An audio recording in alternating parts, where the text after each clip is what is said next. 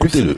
Vladimir Poutine est en échec, militairement, économiquement et politiquement. En échec militairement d'abord, parce que depuis 1000 jours, il n'a réussi à conquérir que 1% du territoire de l'Ukraine.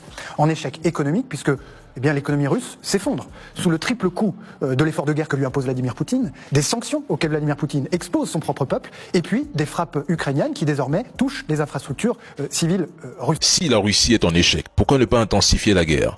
Pourquoi mendier la paix? Pourquoi ne pas pousser Kiev à poursuivre la guerre jusqu'à récupérer ses territoires? Le président Macron le disait pourtant. La Russie ne peut ni ne doit gagner cette guerre.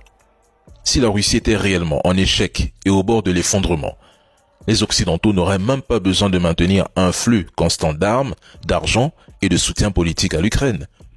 Ils se contenteraient d'attendre que Moscou s'écroule seul au lieu d'appliquer un 19e paquet de sanctions. En fait, leur discours de la Russie est faible est un narratif politique. C'est un outil pour rassurer leur opinion publique et maintenir l'idée que leur sacrifice, c'est-à-dire inflation, énergie chère, milliards envoyés à Kiev, valent la peine. Ils savent que la Russie n'est pas en train de sombrer. Malgré les sanctions massives, l'économie russe s'est adaptée. Le complexe militaro-industriel tourne à plein régime et Moscou a élargi ses partenariats stratégiques. Chine, Iran, Afrique, Moyen-Orient et j'en passe.